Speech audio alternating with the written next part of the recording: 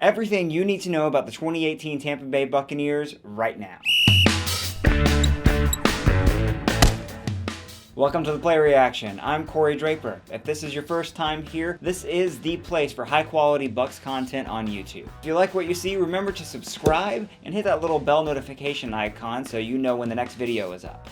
Also remember to follow me on social media. I'm pretty active there and I'm always down to talk Bucs football. I also now have a way you can support the growth of this channel that I'll reveal in a little bit.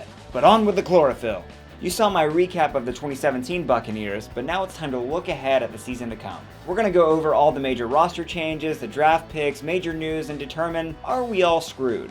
So, let's start with the newcomers. The offseason kicked off with GM Jason Licht making some big splashes at some key positions, specifically the offensive and defensive line. The Bucs were horrible last year in both the pass rush and pass protection, and they were huge factors in the disappointing season. So Licht went out and got Ryan Jensen, a free agent center who is just nasty. The addition of Jensen then made it possible for the Bucs to move Ali Marpet right back to his natural position at guard. He was the center last year because of an experiment that didn't quite work out, not because of Ali, but because of the holes it left at the guard position. Speaking of which, the Bucs also cut ties with J.R. Sweezy, who was one of the guards last year. So this is how the O-line should shape up barring injury on day one. Donovan Smith at left tackle, Ali Marpet at left guard, Ryan Jensen at center, Caleb Benenoch at right guard, and then old man DeMar Dotson at right tackle. Know nothing about these guys?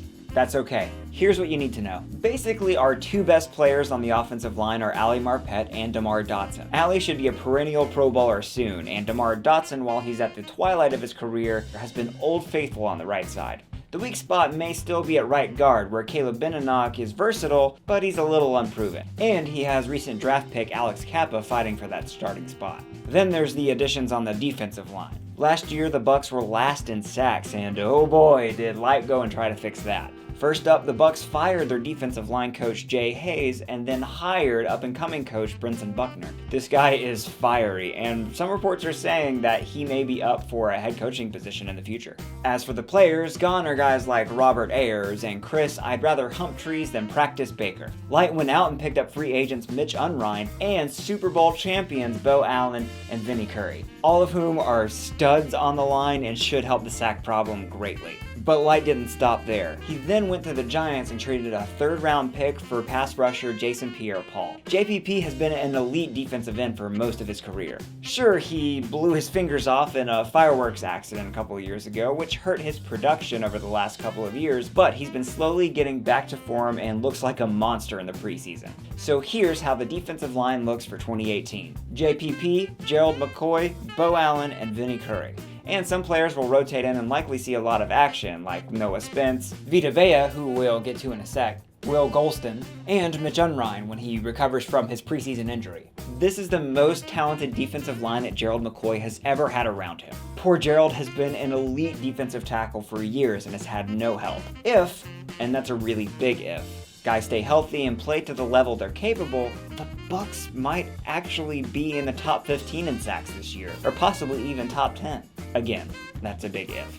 Moving on to the draft, the Bucs selected these players. Vita Vea, another defensive lineman in round 1, running back Ronald Jones, and corners MJ Stewart and Carlton Davis in round 2. The aforementioned guard Alex Kappa in the 3rd, safety Jordan Whitehead in the 4th, wide receiver Justin Watson in the 5th, and linebacker Jack Cichy in the 6th.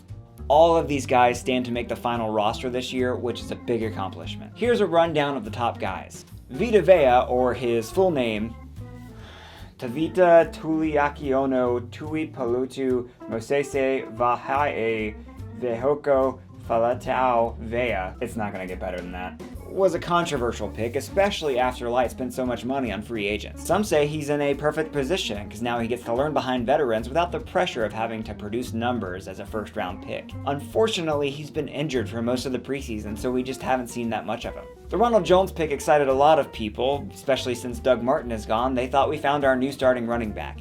Unfortunately, Rojo seems to be more of a role player and hasn't shown a whole lot. MJ Stewart and Carlton Davis have both been electric in training camp and the preseason, and they both look like they will be solid contributors in the defensive backfield. Jordan Whitehead is another DB who has shined in the preseason. He likely will play more and more as the season goes on, and he might replace Chris Conte. I know some of you love to hate on Conte, so there's your hope. So now that the roster has been revamped, let's look at the rest of the likely starters for each position.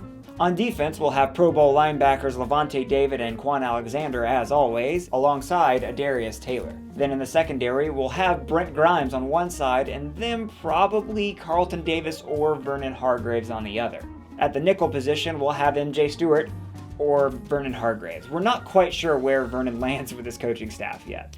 In the back, we'll have everyone's favorite Chris Conte starting alongside last year's rookie standout Justin Evans. All in all, a pretty solid defense on paper. Any weak spot will likely be in the secondary, as there was last year. But if they all play to their potential, again, that's a big if, they could have a pretty outstanding season. Now let's take a look at the rest of the starting offense. Beside our O-line, we'll have our stud tight ends O.J. Howard and Cameron Braid. Starting receivers will be the same as last year, with Mike Evans and Deshaun Jackson on the outside, with Adam Humphries in the slot when called upon. Now here's where it might get tricky. We have a stud wide receiver in Chris Godwin, so sometimes he might start on the outside in place of Deshaun Jackson, while Deshaun moves to the slot. Either way, we'll see a healthy dose of all four of those guys. At running back, Peyton Barber will be starting. The question is, how often will Ronald Jones get in there? But right now, Peyton Barber looks way more ready than Rojo. And then there's the quarterback position. Thought I was going to avoid talking about it, didn't you?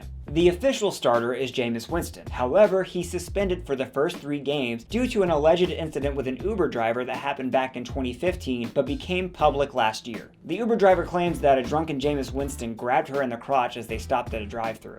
While no official charges have been filed, the NFL did its own investigation and determined that Jameis should be suspended. That means that our starting quarterback will be Ryan Fitzpatrick for the first 3 games. This is huge because not only are the Bucs in the NFC South, which is the toughest division in the NFL, their first 3 games is the toughest 3-game stretch of any team to start a season in the Super Bowl era. That's since 1966, for those of you wondering.